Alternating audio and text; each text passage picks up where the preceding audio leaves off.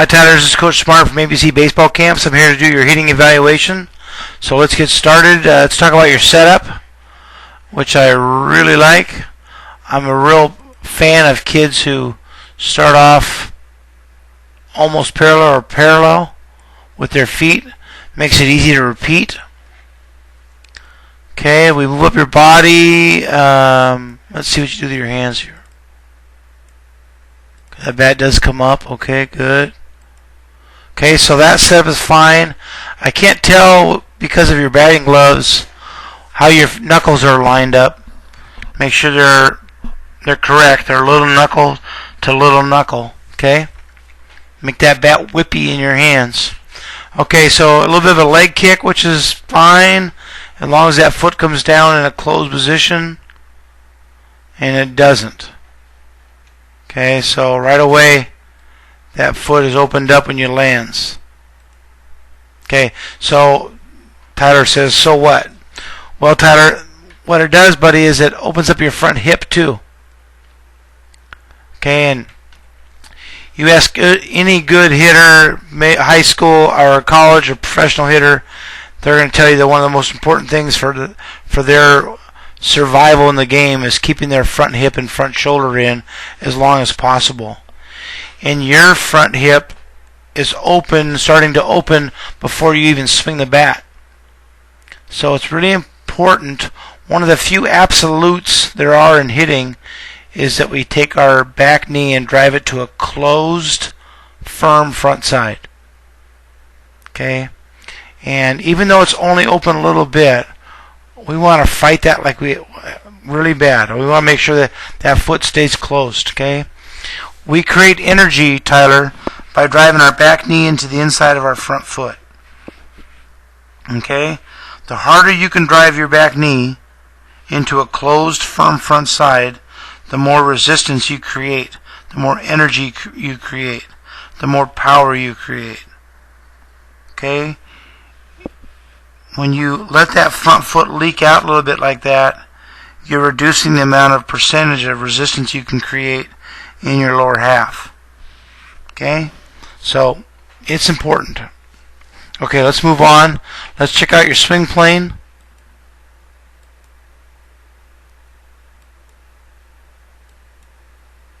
Okay, pretty good. I don't have too many issues with that.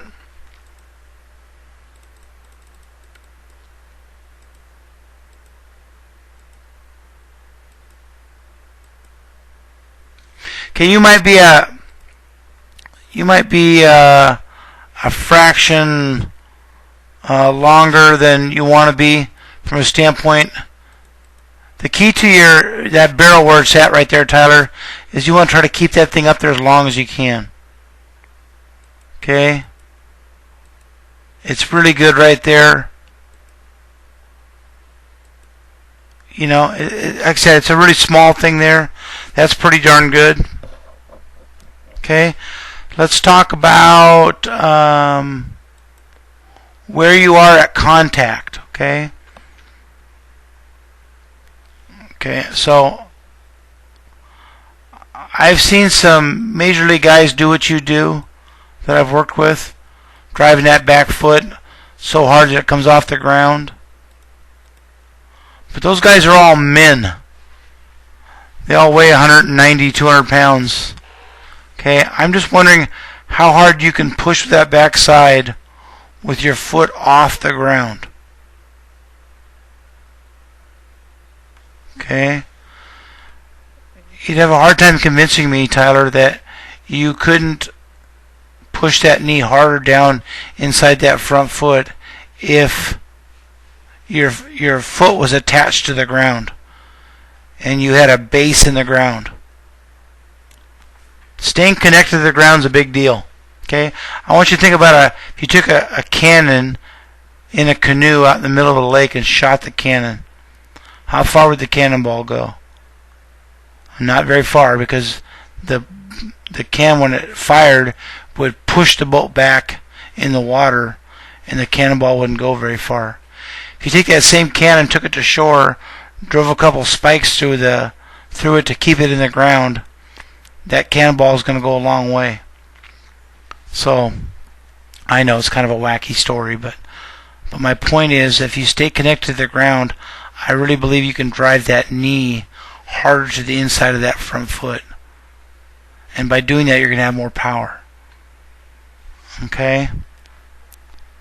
Because when you get to contact, that foot's sliding still, and now you don't have a ton of balance. Your front leg is completely locked out. Your front foot's rolling over. So all those things right there that are happening, bud, are robbing you of power. Okay? I'm going to make an assumption here that you're probably a pretty good hitter at the level you're at now. And that's great. But Tyler, one thing I really stressed with my two sons who played college baseball was that quit worrying about how good you are now and always be concerned about how good you're going to have to be to play at a high level. Okay? I had my son facing, the pitching machine at 90 miles an hour in high school to get ready for college. We want to make sure that we weren't going to be satisfied with, his high school stats and career where he had 17 home runs and stuff. That didn't mean a thing to him because it was all about the next level that he wanted to get to. That's what you got to think about too. Okay? I think you have a chance to be a pretty good hitter, but there's some things there we got to clean up.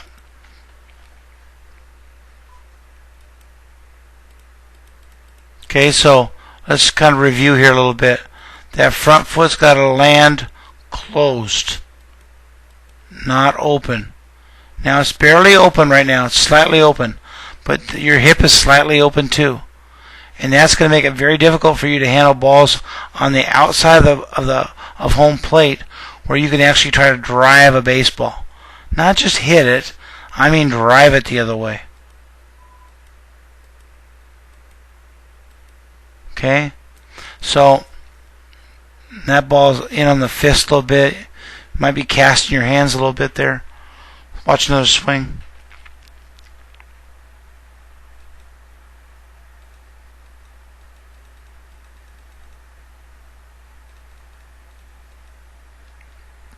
So, Tyler, I'm hoping that you're not taking this approach to a ball being pitched by a pitcher, that you're gliding with your body this way as the ball is coming to you this way. Okay? If you are, buddy, that's gonna be very difficult. You start facing real pitching. At 85, 90 miles an hour, you do not want that body, that head, those eyes moving forward as a ball comes. One of the big topics at camp all week was about, getting that foot in the ground and being ready to hit. Okay? You have what we call very, very tight rhythm. Okay, your foot gets down right before the ball arrives to home plate. So your foot isn't in the ground yet. Just now, one click and the ball's already there. Okay, and so that's just, in my experiences with the major league guys and the pro guys I've worked with, that's just a very tough recipe for success.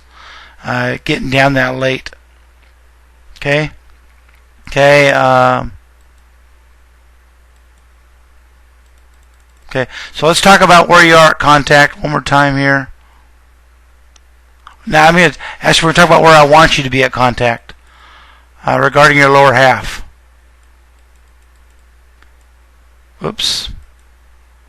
I like to see you contact right there with that back foot in the ground, driving that knee right there, where I'd like you to be with your back foot. Actually, it's where I'd like to have you be with your chest too. Okay? The only chance you're going to have to hit balls against real pitching now, 2-3 years from now, real pitching, 85, 92, off-speed stuff, guys that can command the outer half, is to stay square at home plate longer. Okay? You're not square. When you make contact, Tyler, I can't even see your front hip. your front shoulder's so far out of whack. Okay? You should be making contact with the baseball right there. Okay? And then all that rotation stuff can all happen, but it's got to happen after contact. Your rotation is happening before contact. Finally, we hit the baseball, and our belt buckle is facing the second baseman instead of the shortstop. Okay?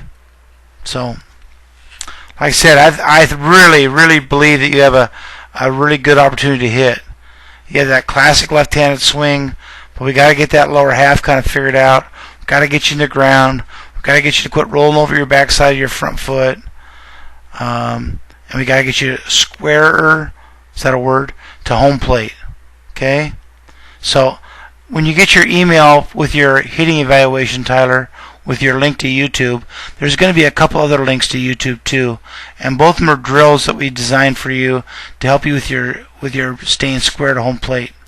One's called dead legs and one's called split.